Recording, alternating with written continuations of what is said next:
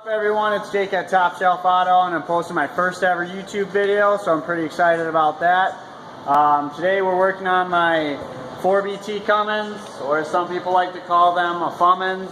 Let's see here if I can get this camera here extended and show you the little monster in there. Yeah.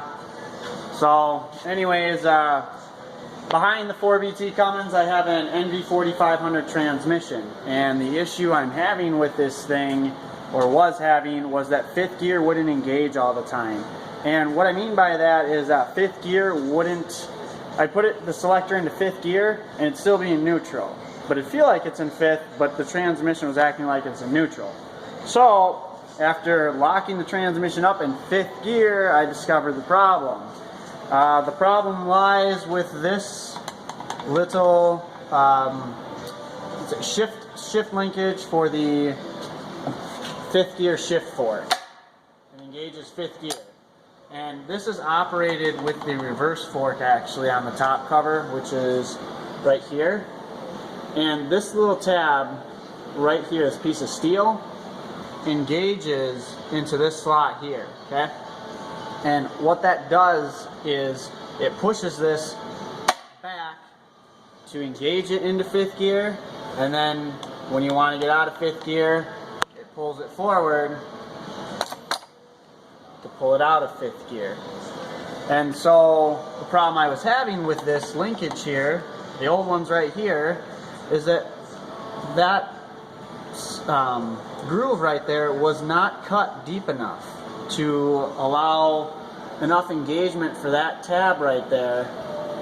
This little tab I was showing you earlier, that tab, to make this linkage go back and forth like it should.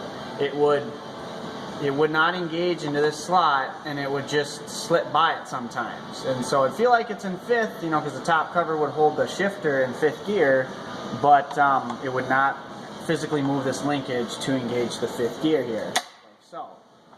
So, how it got locked up in fifth actually is the one time it did catch and put it into fifth gear like so, and when I went to take it out of fifth gear, that tab did not engage. It slipped by here, and then I could no longer pull it out of fifth gear. So it was stuck, and thank God I was only like a mile or two from home, and one of my buddies told me back to the shop here.